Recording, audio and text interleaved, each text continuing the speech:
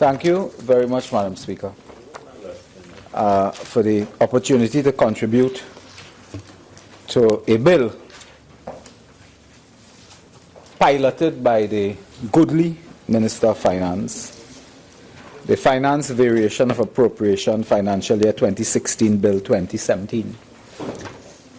Madam Speaker, having heard the comprehensive introduction of the bill from the Minister, I want to assure you I will not be equally brief, but to raise some important issues on the bill. Because, Madam Speaker, I begin by saying that this is probably the height of incompetence by the government of Trinidad and Tobago.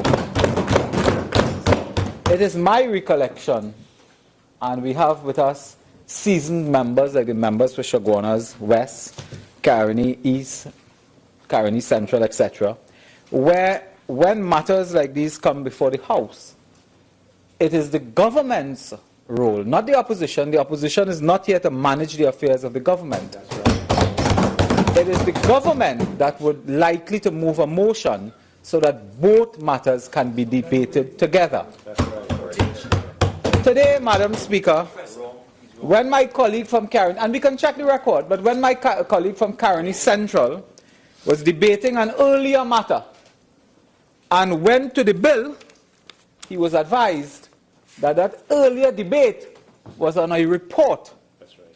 It had nothing to do with the bill. Madam Speaker, I want to debate the bill, and I have nothing to say of the report. The report never happened. I don't know absolutely nothing about this report. I am here to debate a bill that is in my hand. Regrettably, the Minister of Finance said nothing about this bill in my hand. So I am left to ask questions about this document that has been served to me, because it has nothing to do with a report. Because when earlier there was an opportunity for the government to act in an efficient and competent way, they chose not to. They chose not to. And when my colleague raised the matter of the bill, he was advised, I believe quite rightly, that you could not reflect on the bill when you're debating the report. But here we are with the bill.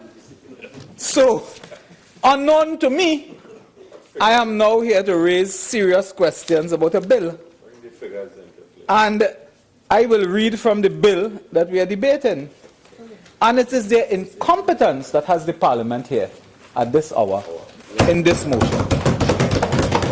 So the bill says, and I am reading clause, provision 3, the sums appropriated to the heads of expenditure specified in the first column of Part 1 of the schedule to this Act by the Appropriation Act 2016. Am I reading the wrong bill? Okay, thank you. 2016 is increased by the amount specified in the second column of that part. So I looked at my schedule. I see Ministry of Public Administration and Communications. I see a sum there. $120,781,446. And according to the provision I read above, this is incidentally a movement of some kind. It is increased. I have not a clue as to what the Minister of Finance is doing. I don't have a clue. And he chose not to explain in his introduction what he's doing here. So I will... this is a bill. We are not concerned with the report. This is a bill. We are not concerned with the report. So I can only take the opportunity to ask the Minister of Finance, and by extension, the Minister of Public Administration and Communications, what is this about? What's the bill about? What is the bill? Is it about ministries being fused together? So that you had a ministry, I think when they started the administration, they had a Ministry of Communication, and then they had a Ministry of Public Administration, if I'm not wrong. Somewhere along the line, the Minister of Housing was fired, and the gentleman from La Horquetta, Talparo, our very good friend, absorbed the ministry of Communication, I believe. Or was it Public Administration? Oh, he absorbed Public Administration. My friend from San Fernando East, I think in that Mix became Minister of Housing. And we cannot forget that because I see him every week now gallerying in front a UNC-built HDC house. And he's literally in the gallery. He's gallerying in the gallery. So, Lahokita Talparo becomes Minister of Public Administration and Communications. I could only assume that this thing has something to do with that movement of the ministry and your expansion of communications. But what is government communications? What is government communications reduced to now? What is it reduced to? I seldom see my friend from Lahokita Talparo at the post cab, assuming there is a post cab. I understand they have cancelled several, but the minister from Lahokita Talparo is seldom there. I see often the minister from Port of Spain North, St. Anne's West, as the resident communicator. I do not blame the Prime Minister for that at all. But what is communications doing? The minister in his opening statement could not tell us. He just came here and dropped the bill on us and gone. What is the Ministry of Communication communicating what, where and how? And is it that this movement here has to do with government propaganda, to which you are entitled to? Propaganda is today a bad word, but there was a time earlier in political history, the member for Naparima will recall, when propaganda was a correct word. Over the 60s and 70s, parties and governments spoke of that. But is this to reintroduce propaganda? There was an ad in the newspaper I saw in the build-up to an election. A newspaper had $45,000 to put tree, and the Ministry of Local Government announced that they paved Tree Road. And one was a bicycle path in Shagarama somewhere. And that was government communication. That was government communication. That was an ad. Is this $120 million for ads like that? Is it for the debt of CNMG? Because I haven't heard the Minister of Finance in introducing the bill. I haven't heard him speak of CNMG.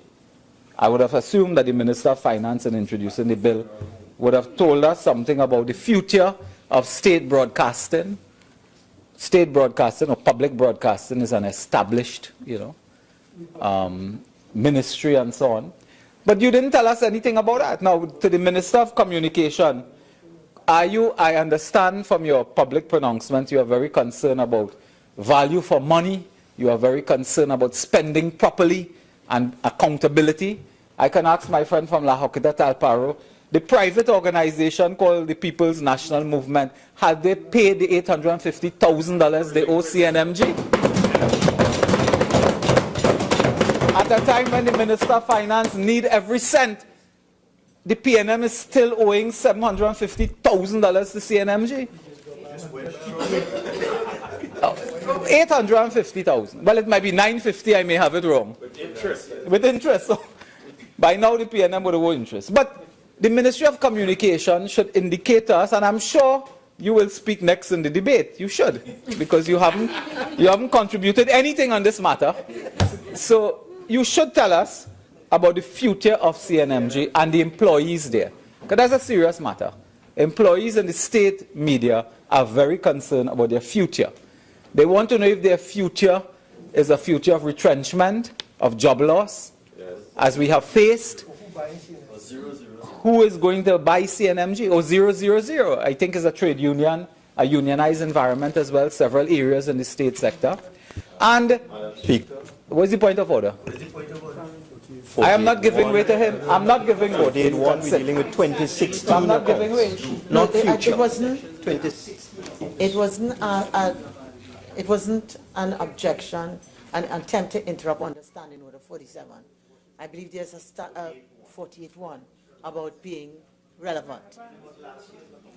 And we are into the bill and the schedule, you're considering the schedule. So please keep within that. And this last year, we're not talking about this fiscal year. Okay. Thank you.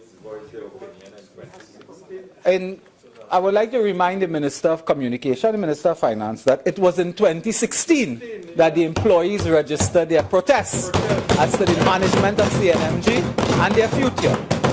It was in 2016 that they express their grievance. So you owe us a duty to tell us more about that. And where are you going to get money to sustain those entities when you are squandering money every day? Today, CPEP lost a case against me and have to pay costs to me in the court. Where would you get money for that? Okay, I understand. You understand? Yes. So that you won't be going down that road? No. Could you retract and come back on track?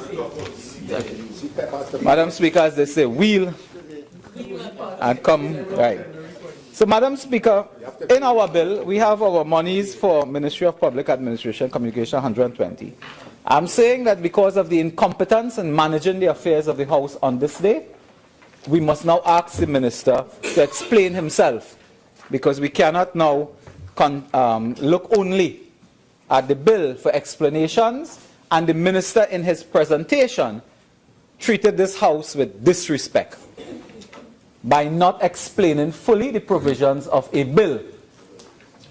Because just as in a report of the motion, we couldn't go to the bill, we cannot go to any report at this time. Madam Speaker, Ministry of Social Development, I turn my attention. 2016, I'm there.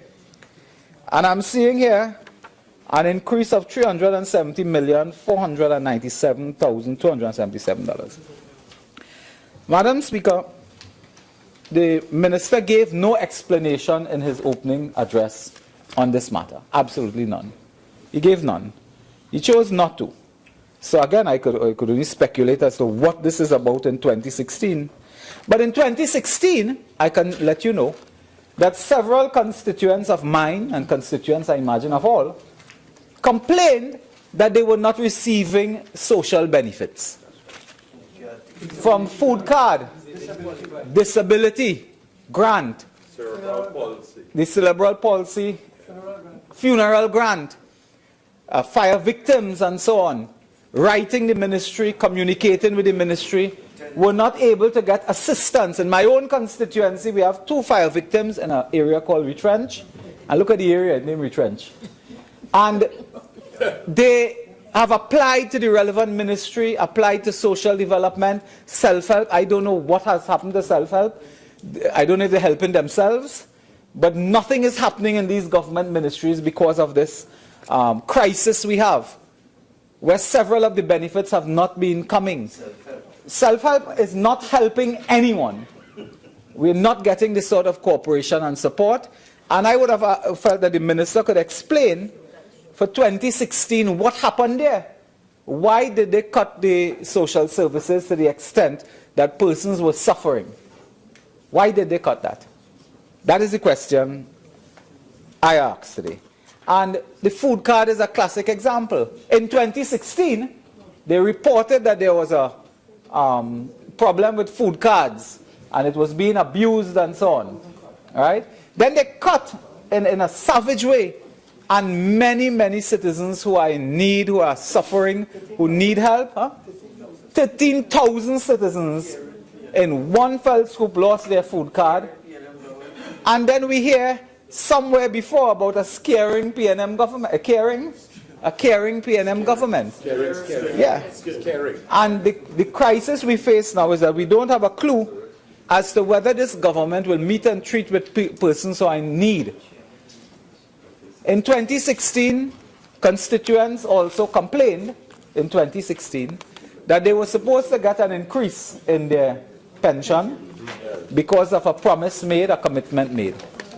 A policy commitment. Madam Speaker, we in our constituencies, we cannot find one pensioner who will tell us that they got this increase. In 2016. So no increases were forthcoming. No increases were forthcoming in 2016. I don't want to go down there. That is a showcase of 48, 1, 4, 5, and 6. It's under the next heading. It's under the next heading. Oh yes, I'm coming to that. So the Social Development Ministry can explain to us, when will you meet and treat with those 13,000 persons that lost their food card under this administration? When would you meet and treat with those persons who in 2016 could not get their funeral grant? When will you meet and treat with persons who in 2016 were able to access other social services? And persons in the ministry in 2016, this money here, this money has anything to do with employment, with contracts, with contract employment. There were persons in 2016, and the minister may want to respond to that when he wakes up, that in 2016, scores of persons in the Ministry of Social Development lost their jobs in the most ad hoc and flippant manner. And all of that was because they were saving, they claimed saving value for money in 2016 and so on. And when you were doing that, fire victims, disability persons and so on couldn't get their grants. Madam Speaker, I want to move on in our bill to part 2 of the bill. Now, part 2 of this bill deals with head of expenditure, Ministry of Energy, Energy Industries, amount reduced.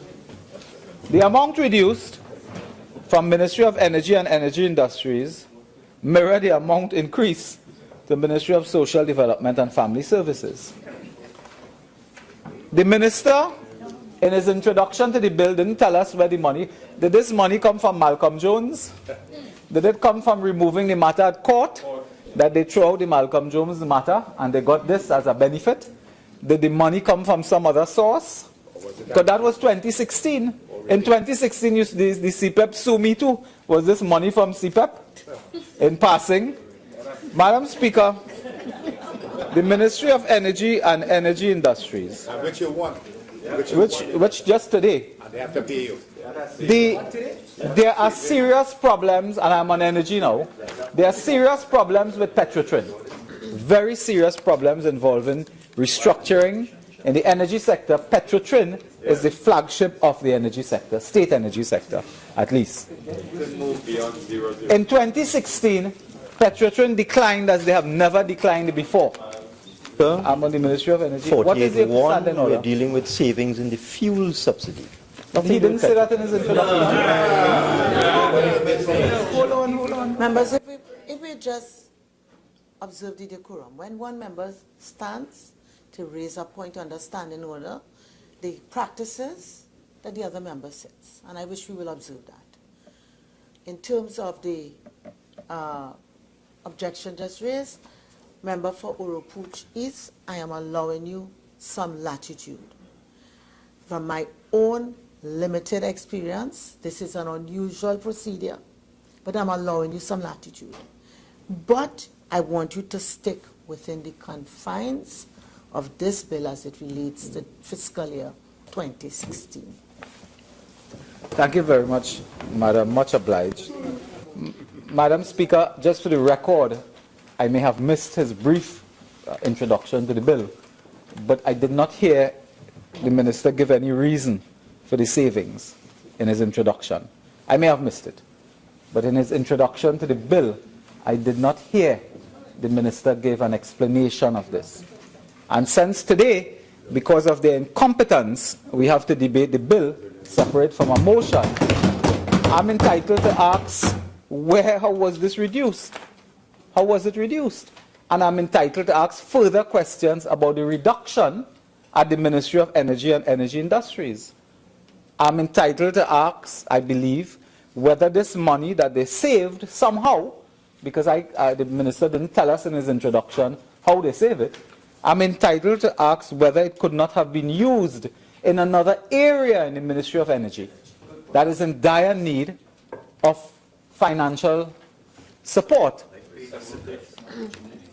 So I am at the Ministry of Energy and Energy Industries.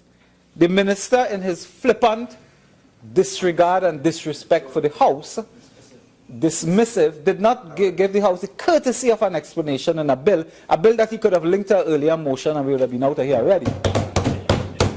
Did not do that. So I am asking whether this money could not have been used to assist Petrotrin with their own upgrade, with their own the support that they need themselves. More drilling, more investment. And a critical issue raised by, I think, a former Minister of Energy, of course, is that you cannot expect better performance from the state energy company if you do not invest. if you do not get the investment into the company for further land-based exploitation, exploring productivity, human resource upgrade, if you do not invest in the state-run company, you cannot expect better performance. And that is why I'm asking whether this money that you saved somehow, only known to you because you didn't want to tell us that in the opening paragraph of the bill, only known to you, wherever you saved this from, I don't know, but could it not have been used in the energy sector as well?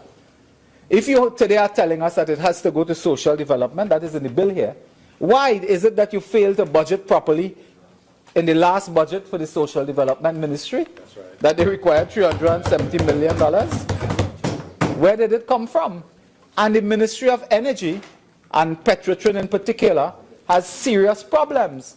Today, we have had a case in 2016 where we have had oil spills on the Gulf of Paria, in the Labre area, in the Otaheite area, several oil spills affecting our constituents, loss of income, loss of employment. Fisher Folk, the member for Labre, I think is the member for Faizabad, and Labre of course, but the member for Faizabad is piloting a struggle down there where Petrotrin has failed in 2016 and Pointe-à-Pierre. They have failed Petrotrin under the Ministry of Energy and Energy Industries. They have failed to give support to those persons who lost their livelihood, their employment, their income because of oil spills. And would part of this money that he saved from somewhere, would it not have been possible to use a little piece of that to support the vendors, the fisher folk in Pointe-à-Pierre, Faizabad, Labre, Oropouche East? Yeah, of course. And keep people employed, because that is the big trick we have now. It is really to maintain employment. It is to maintain a certain level of employment in the economy, particularly, as someone said earlier, in the service industry. You create more employers, more self-employed people. But the government is not concerned with this. This is the only government, I think, that established now a racket center. That's what they're concerned with, a racket center. And they are renting it out now to their friends and family. So, but I'm not your friend, neither your family. So don't try that. So, Madam Speaker, my question with the energy industries and the ministry savings there, by whatever way they chose to save, is whether or not that monies could not have been used to support Madam Speaker, the... But, Member, please proceed.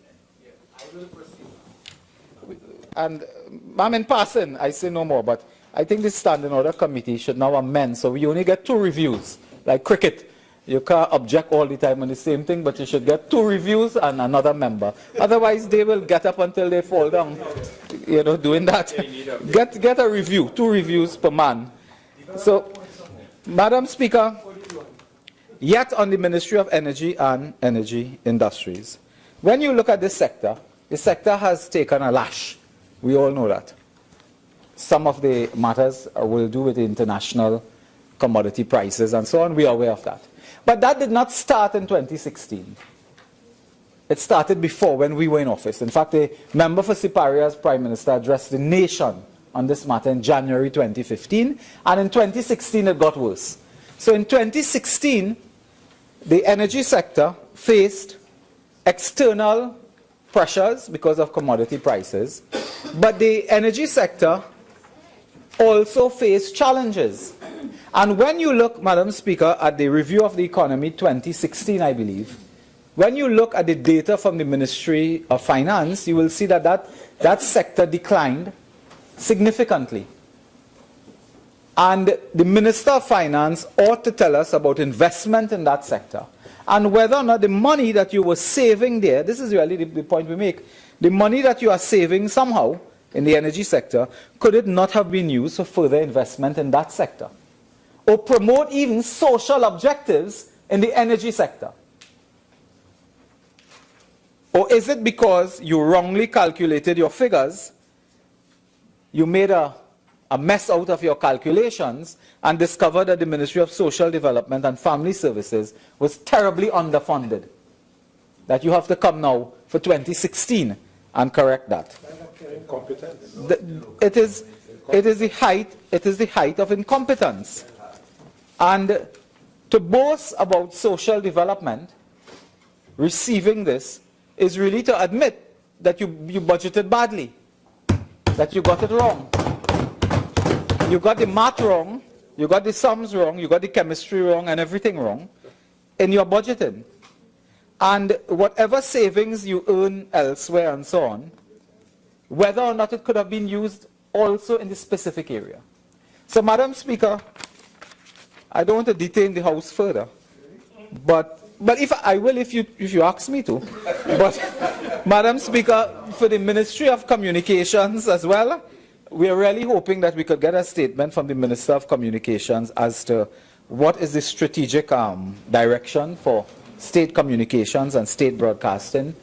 In 2016, what has been the effect on employment in 2016, that this matter is required, and of course, to make some type of commitment on the quality of that sector, the investment in the sector, and whether or not in Trinidad and Tobago we will have anything like a state broadcast sector in the future.